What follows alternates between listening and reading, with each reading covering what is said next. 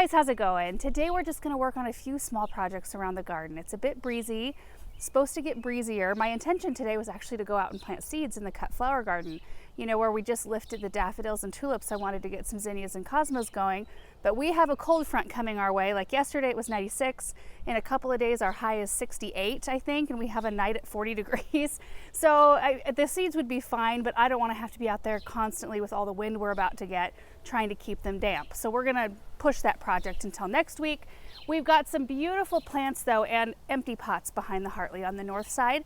I think there's 5 small empty pots back there and 2 empty pots in front, which is the south side, and it gets full sun. And I'm not sure the arrangement we're gonna come up with here today, but I do know that this is what I wanna put in the urns in the front of the Hartley. So this is the Luscious Royale Pina Colada. This is one of my favorite colors in Lantana right here. And I chose these because the black iron urns being on the south side, they are going to be so hot up there. So I need to put something in there that can take that full sun, the heat of the iron containers, and also the reflective heat off of the building. And while a lot of plants will do that, super petunias even, super bells, I feel like I would have to be out there tending to the water of those plants a little bit more often than I will with the Lantana.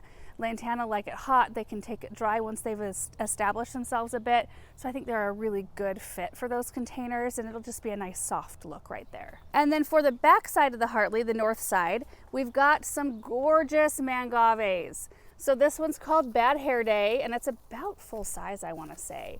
Color is really pretty here. We've got one called Lavender Lady, which might be my favorite because I like how it's got a little bit of a glow, like right along the margins of the leaves. It's kind of a creamy white. And then the lighter lavender color really makes them shine. Douglas, what are you doing? I see you up there.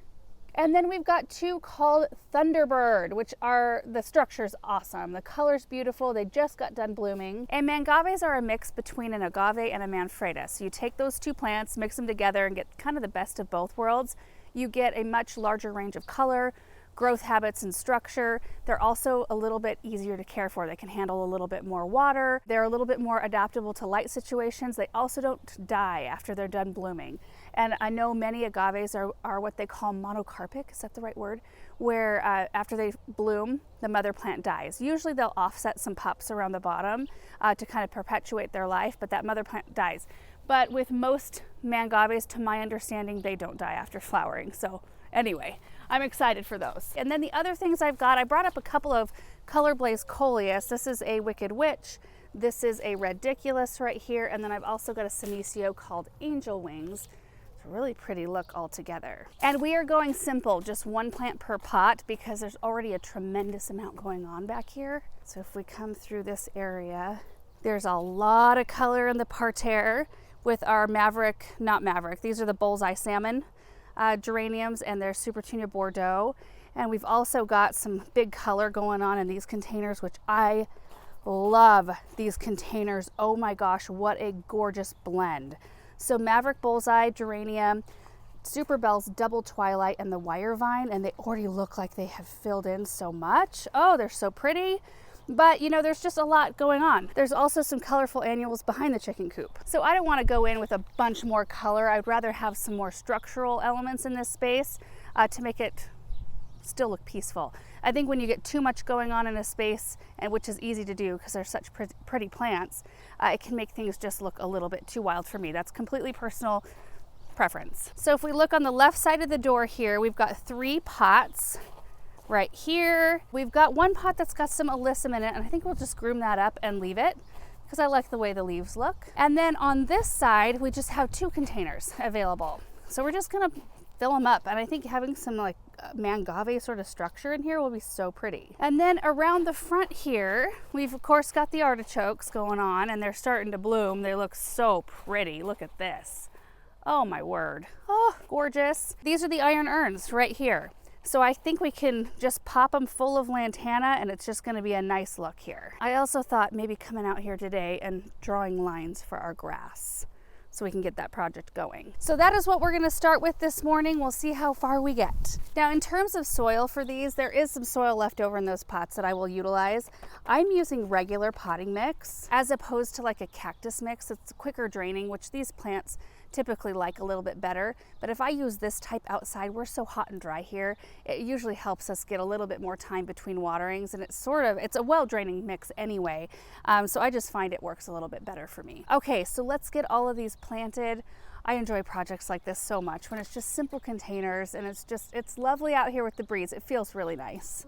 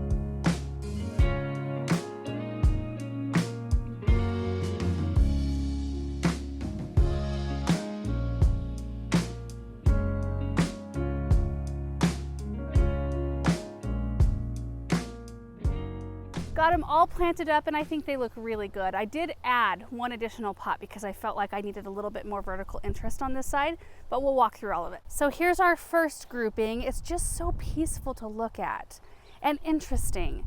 And you know, when you stand back here, I want this to kind of be the eye catcher. I don't want other things back here screaming at you for attention. I just wanted something as a beautiful backdrop that looked lush and interesting. And I think that this accomplishes that. So we do have a Norway spruce in the corner pot. I'm so glad we left those in there. I just think they're so pretty. And then an Alberta spruce we planted in here last fall for winter interest, and it made it through winter beautifully. Then we've got one of our Thunderbird mangaves, and this is actually all of them that we talked about are part of a new collection from Proven Winners. And then we've got the Senecio angel wings, so just really pretty texture and color. And then as we go this way, these definitely scream for attention, and we've got some violas that have seated themselves, and we're just letting them do their thing. I cleaned up this container right here. It's just a very understated, but you know, at least it's filled with something. And then this grouping right here. So again, another Norway spruce, and out of all four, this is the one that came back the weakest, but it's rebounding and it's put on a tremendous amount of growth. This is the new growth right here. Look at that one over there. Oh, so nice. So I did end up adding this taller container with the lemon cypress in there. I had that lemon cypress in the greenhouse. It was one of those that we picked up on one of our winter shopping trips to the greenhouse in Boise. I just like to have them around. They're such bright, beautiful things. And I kind of wanted to mirror the Alberta spruce on this side, kind of that same shape. And then we have a grouping of containers here, which I don't think I showed it, but I had to go grab a riser. I had this really beautiful concrete piece inside our house, and these two containers were the same height. So that wasn't working. I needed to have it be a little bit more of a stair step. So we've got the lavender lady there, another Thunderbird, and our angel wings. Hey kids! They're cruising around. And this was a 4-inch angel wings, while the other one was a 6-inch, and they're about the same size at this point. But again, a nice, just peaceful bunch of plants that I love. And the awesome thing too, all 4 of these can pop right inside the Hartley for the winter time, as can the mangave and the Senecio from that side. And they're in beautiful containers, so they'll look beautiful inside. I won't have to even mess with them, just pop them inside. And up front here, the lantana, this one grows, I wanna say like 12 to maybe 20 inches tall-ish. Probably get away with just one in a container, but I could hardly do that. I had to put 3 in here to make them look a little fuller. And I just think they're going to be beautiful right here. And lantana is a top annual for attracting pollinators, which I think will be really fun right here. So we'll just need to give those a bit of time to kind of put on a little growth, but it's so fun to see some color in here. And I like the contrast. Like the leaves maintain this sort of deep green color, and I think that's a really pretty blend. So done with the pots around the Hartley, which is great. So now I think as I was doing this project and the wind kept kicking up in big gusts, I thought, you know what? We should go harvest our garlic instead of doing other planting projects today. It is a couple of weeks early for harvesting garlic, but ours has already started to dry down quite a bit, and I think that could be because we're hand watering. I don't have a drip system still set up to those raised beds, and I really need to get them cleared out so I can do that. And also I feel like the drip system gives them a deeper soak than they're getting right now. We're doing more frequent watering, but in a less deep sort of way. And I don't think that most plants respond to that as good as they do to longer soaks less frequently. They create a better root system and a stronger plant. And I just don't want to let the garlic dry down too far, and I'll talk more about that when we get over there. You know, as we were driving away, I thought it worth mentioning, because you may have seen these empty pots on either side of the bench, that I do intend on planting those up, but I think I'm going to go with something, again, like we put in these containers today, something more architectural, maybe even just a spherical boxwood. I think that would look really peaceful and cohesive in this area. And again, I don't want to add more color here when I've got so much other color going on. Like, let this be the star. I just need to get boxwoods at some point that match. And I don't currently have ones that match, so we'll just wait on that. I honestly don't think those pots are the right scale for that area. But I also don't have 4 pots that match for that space, so that'll happen a different day. We'll just plant them up for now and it'll look pretty. Oh my goodness, the lavender hedge looks beautiful. Watching the honeybees all over this lavender and seeing this color, it just never gets old. And this is the sweet romance lavender we planted in here however many years ago now. I need to pop a few out. Like if we look on this side, there's a couple of spots that are a little empty, but it looks pretty full overall. And I know that's not the point of why we're over here, but it's so pretty. The point is the garlic, which we have 4 beds of. There's 1, 2, 3, and 4. And we are going about this process a little bit earlier than normal. Usually our schedule with garlic is planting in the fall, so September through October. We live in a northern climate, zone 6, and then we usually harvest around 4th of July, and here we are mid-June. One, I don't think we've had deep enough water for these plants, but also it has been warm for quite a long time. So, you know, it's just a little bit more progressed, and garlic will tell you when it's ready to be harvested. If you look at this here, you can see that the tips of the leaves are starting to brown. Now this bed is my most alive looking bed. The other ones are further dried down, and that's what was making me feel like, ooh, I need to get this stuff lifted. You can also look at the bottom of the garlic stems, and you can see all of these dried down leaves. You really only want to let like 3-ish leaves dry down, because the more that dry down, the less of a wrapper you have around your clove. So all of those leaves go down underneath the soil surface and they wrap around that head of garlic. And if you let it dry down too far, you won't have as many wrappers around or leaves around your head of garlic, and the storage life just goes down. So there are a few, when we get to the last bed that I'll show you, that are completely brown. Like no green left at all. They look completely dead. And there'll be some cloves of garlic underneath that soil surface. And I'll use those first because they have the least amount of storage life. So after we get these lifted, which I've just got my basket here and a digging fork, let's just go ahead and lift one. I don't expect these to be super big either this year. The stalks aren't huge. Oh, that's pretty decent. Yeah. So after we lift all of our heads of garlic, we want to let them dry down for a couple of days, which just means we want the excess soil that might be clinging around the roots or the head of garlic to dry off a little bit. To do that, we're going to lay them in a single layer on the floor, probably in the barn, somewhere out of direct sunlight, somewhere where they still have good ventilation, and it needs to be somewhere sort of warm-ish. So they will get that in the barn. After a couple of days, we can come in and brush off with a soft brush any excess soil that has dried, and then we'll let them cure. And you can leave them in the same location to cure, or you can gather them up in little bunches and hang them to cure. That's kind of a pretty look. It's about a 2-week process, and during that process, they just properly dry down and they prep for storage. So they will soak in energy from the leaves here. They'll also soak in energy from the roots, so you don't want to remove either of those until the end of the curing process. And then after the end of that 2 weeks, you can go in and cut the stalk. We usually leave like an inch or so of stalk above the head, and we also cut the roots off, and then we pop them in our root cellar. Our root cellar, we try for garlic, ideally you're between like 33 and 50 degrees, somewhere in that range, and then a 60 to 70% humidity. It's a hard balance to find though, and even in our root cellar, even getting ideal temperature and humidity, it's hard to store garlic. It does not store for all that long. Some varieties will store longer than others, but I want to say like 6 months might be top in the range of how long garlic stores in a nice way before it starts to desiccate and dry down a little bit. So what I'm going to do with mine, because I usually like to try to get a year out of mine if I can, I will leave enough in the root cellar to use fresh for like the first 3 months after we're done harvesting. And then I think I'm going to take the rest and I'm going to peel all of them and freeze them. Freeze them all peeled, just the cloves in Ziploc bags, and that works really well, and they're ready to use, which is so nice, not having to peel them every single time you need to use them, which we use a lot of it. So if I can just grab a few cloves out of the freezer every time I need to use them for a meal, that will be very handy. I've done that before, but it is a lot of work up front. So you got to do the work at some point, I guess. Anyway, that's our process for garlic, kind of in a nutshell. I want to get all of this dug up. I've been hearing that it's been a weird garlic year in our area anyway. Every year there's always a weird crop. Like one crop won't produce that well, or like these heads aren't as big as I'm used to seeing our garlic heads. And I noticed that like sometimes our the diameter of the stalks will be twice or maybe even 3 times the thickness of this one right here. I also had a friend text me yesterday and she said that some of her garlic isn't even forming heads. It's just like getting a little bit more plump. Like it'll just be a single clove down there that's gotten a little bit bigger. So, you know, every year is a bit different, but I will be thankful to have some fresh garlic. So let's get this dug up.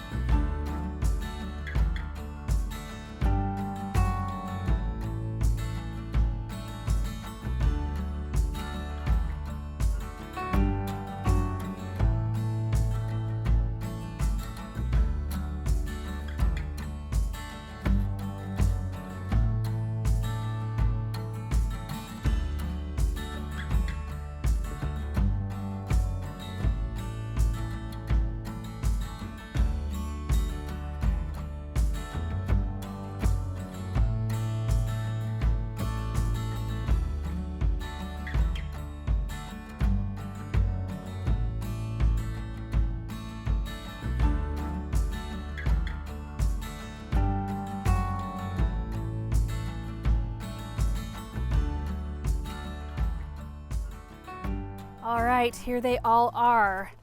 A whole bunch of garlic. Oh my goodness. And I'm pretty happy. I mean, based on the size of the stalks, I thought we weren't going to get very many big ones, but we got some decent sized ones, and there are some smaller ones in here as well. But I'd say most of them are at least medium size. Really happy with it.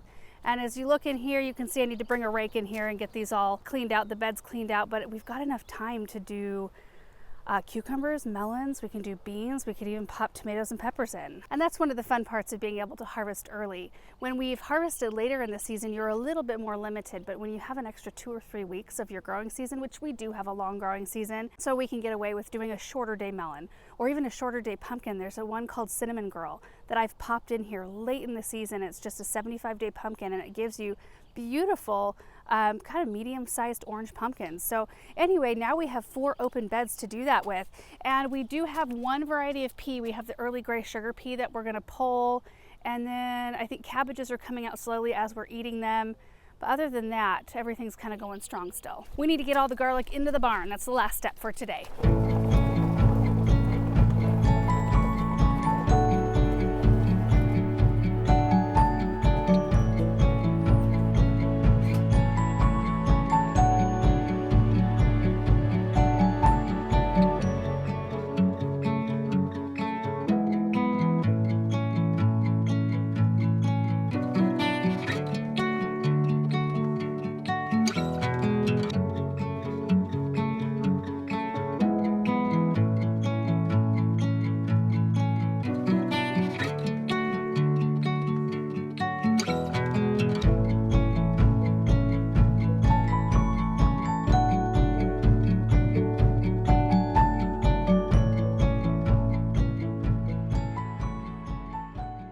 think of all that, Samantha? Does it smell good in here? Smells like garlic. Look at all of that, you guys. Oh my gosh. So much garlic. I did not count how many heads we have here, but there's a lot. There's definitely a lot. Are you gonna sit and chill in here? Cool. Oh, perfect. It's a Samantha-sized chair, huh? Yeah. So again, these will sit here for the next couple of days to allow the excess soil to dry down. They're not super moist. I mean, there's a couple I forgot just to knock the soil off while we were out there.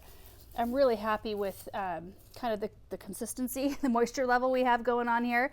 When we go through these, and this is how they're gonna sit and cure too. So, I mean, you could just kind of skip the drying process and just kind of lump that in with the curing process, and then just do the cleanup and trimming all at the same time and then pop them into storage. But either way, as you're doing that, you do wanna go through and make sure, I know that there's a head of garlic here that I accidentally damaged. There's a couple. See that right there? I accidentally nicked it with my trowel. So we will use this one, or those that have any kind of damage on them first, because they will not keep as long as other ones. But you can see here kind of like the anatomy of the garlic. You can follow the leaves back down. See, like there was a leaf right here, and you can follow that back down, and they provide that covering over the whole head. So I'm really happy that we got after it early and just kind of watched for the signs rather than waiting for the regular time. And I think that that's something that just comes with time after gardening for a few years. You start to know how to read the plants, and you can get after chores before, the book tells you to harvest it, or, the maturity day tells you to harvest it, because every season is a little bit different and your plants will react differently based on weather. So maybe we'll get a count of the garlic when we go through and get it ready for storage. But either way, we're gonna be set, Samantha Grace. We have plenty of garlic for the year. Anyway, guys, that's gonna do it for today. Love the pots around the Hartley, and I like that I can look out the windows now and see that, especially the ones in the front, because those are the ones we can see from the house. I kept looking at them and thinking, oh, I need to go out there and pop something in them. So it'll be fun to watch all of those, see how they do for the rest of the season. And then so nice to have this garlic done sitting here. And now we can think about what we want to grow for the rest of the season in there. And we still have time to do some really fun stuff. So anyway, thank you guys so much for watching this video. I hope you enjoyed it, and we will see you in the next one.